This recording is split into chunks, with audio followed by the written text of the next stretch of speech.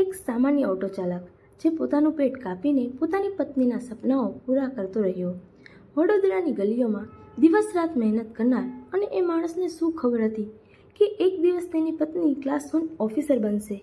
પણ સફળતા મળ્યા પછી થયું કંઈક એવું જે સાંભળીને તમારા પગ નીચેથી જમીન ખસી જશે. શું ખરેખર પૈસા અને હોદ્દો માણસને બદલી નાખે છે કે પછી સાચો પ્રેમ દરેક પરિસ્થિતિમાં એકસરખો રહે છે? આજે અમે લઈને આવ્યા છીએ એક એવી ભાવુક અને હૃદયસ્પર્શી કહાની જે તમને અંત સુધી વિચારતા રાખશે. વડોદરાના મક્કરપુરાની એ સાંકડી ગલીઓમાં એક નાનકડું અને સાવ સામાન્ય ભાડાનું મકાન હતું. એ મકાનની દિવાલો ભલે કાચી હતી, પણ એમાં રહેનારા વિવાન અને કાવ્યાના સપના બહુ પાકા હતા. વિવાન જે આખો દિવસ વડોદરાના ટ્રાફિક અને ધૂળ ધુમાડા વચ્ચે ઓટો દોડાવતો. સવારે 6 વાગ્યાના ટકોરે એ ઘરની બહાર નીકળી જાય ત્યારે આખું શહેર હજુ માંડ જાગતું હોય. રાત્રે 11 વાગ્યા પછી જ્યારે એ ઘરે પાછો ફરે ત્યારે એના ખાખી કપડાં પરસેવાથી રેબઝેબ હોય. ક્યારેક ધોધમાર વરસાદમાં એ આખો પલળી ગયો હોય તો ક્યારેક ઉનાળાની લૂમાં એનો ચહેરો ગરમાઈ ગયો હોય.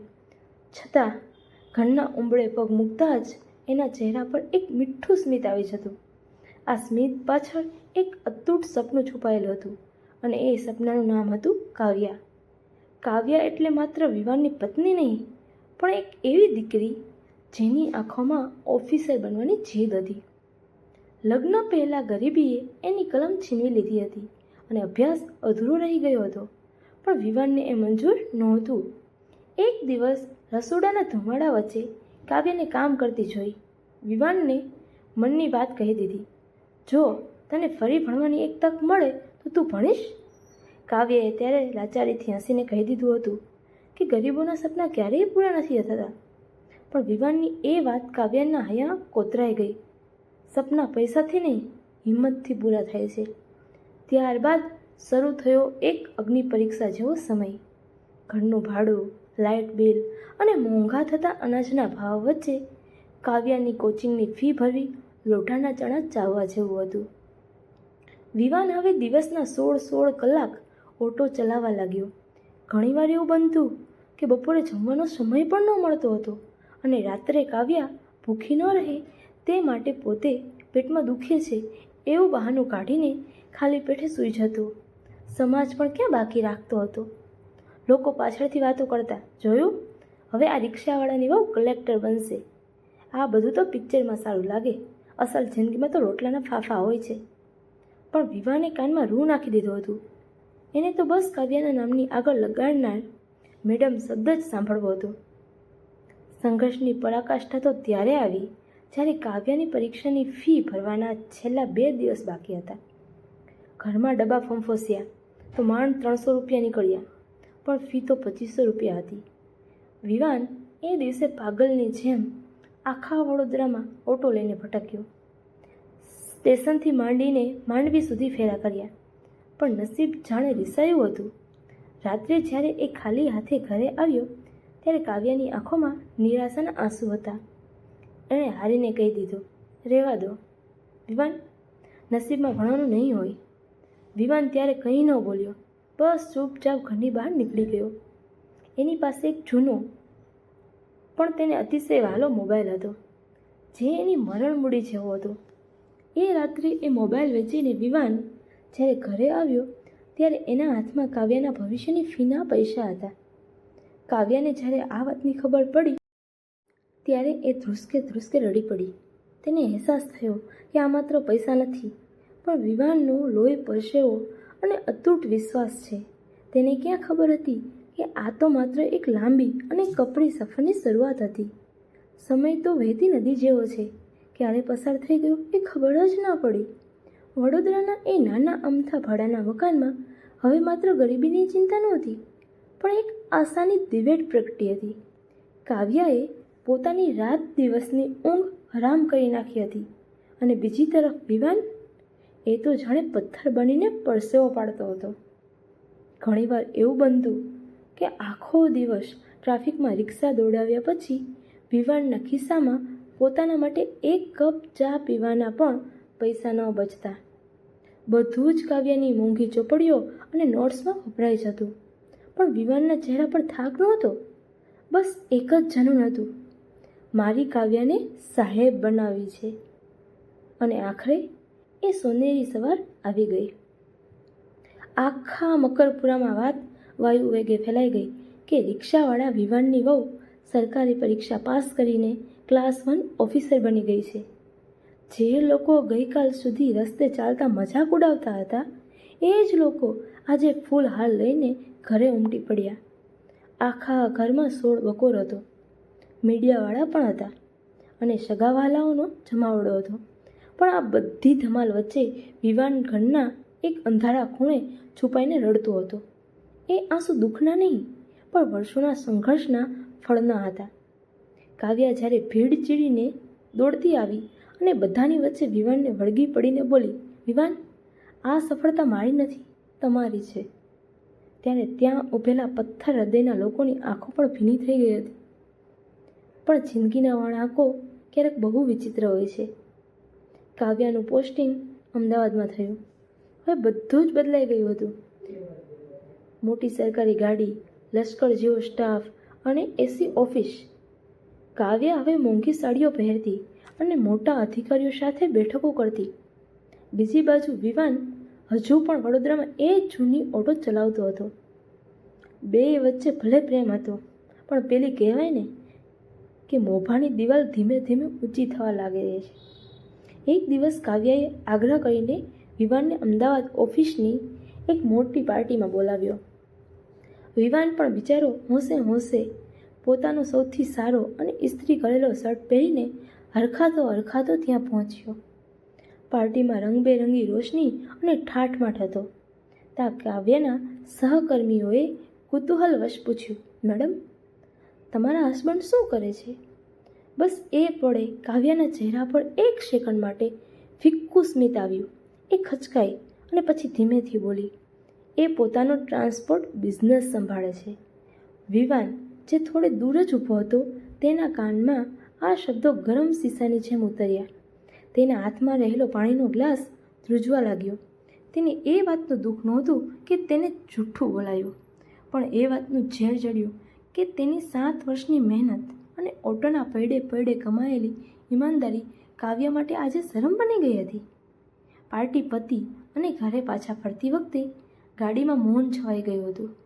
કાવ્યાએ જ્યારે પૂછ્યું કે તમે કેમ કંઈ બોલતા નથી, ત્યારે વિવાને બહુ ભારે હૈયે કીધું, કાવ્યા, આજે સમજાઈ ગયું કે ગરીબી માણસને નથી તોડતી, પણ પોતાના માણસનો બદલાયેલો વ્યવહાર અંદરથી વિખેરી નાખે છે.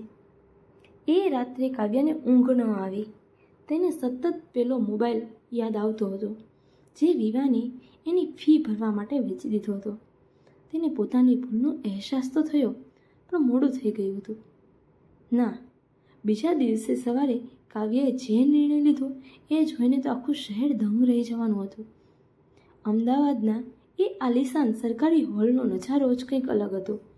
ચારે બાજુ ઝગમગાટ, ફૂલોની સુગંધ અને રાજ્યના મોટા મોટા માથાઓની હાજરી.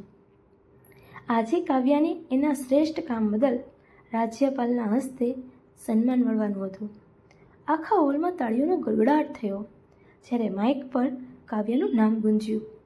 કાવ્યા સ્ટેજ તરફ ડગલા માંડી રહી હતી, પણ એના મનમાં ગઈકાલની એ કાળી રાત અને વિવાનના એ શબ્દો હથોડાની જેમ વાગતા હતા.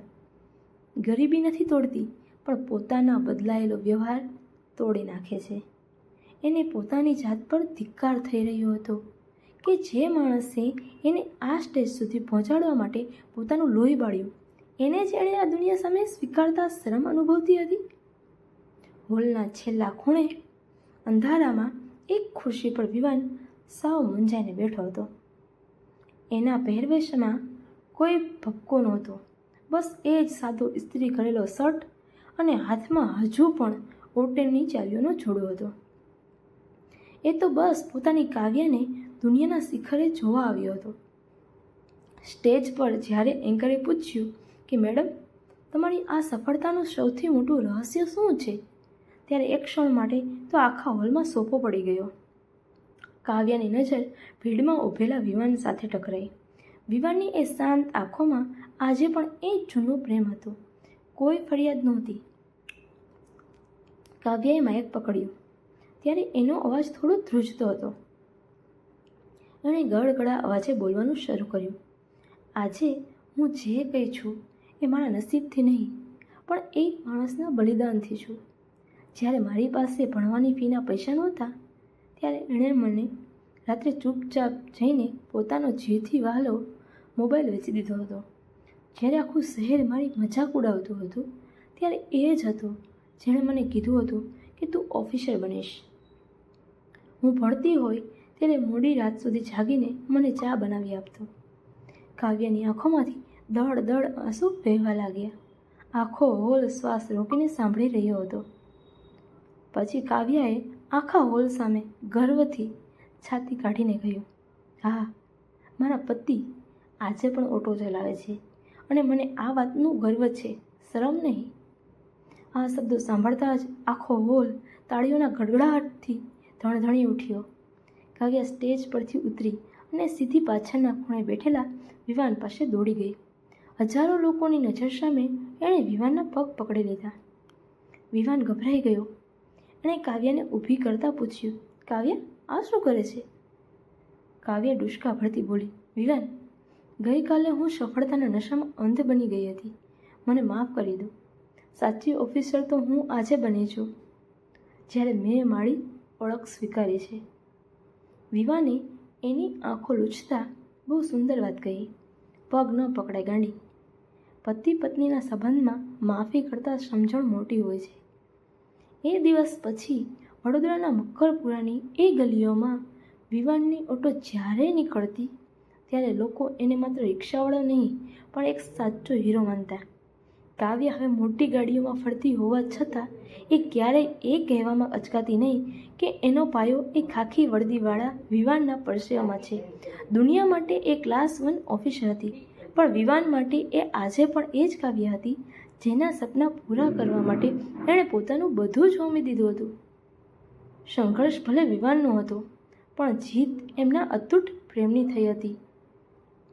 સમય તો રેતીની જેમ સરકતો રહ્યો, પણ વિવાન અને કાવ્યાની જિંદગીમાં આવેલી એ વસંત હવે ક્યારેય કર્મ એવી નહોતી.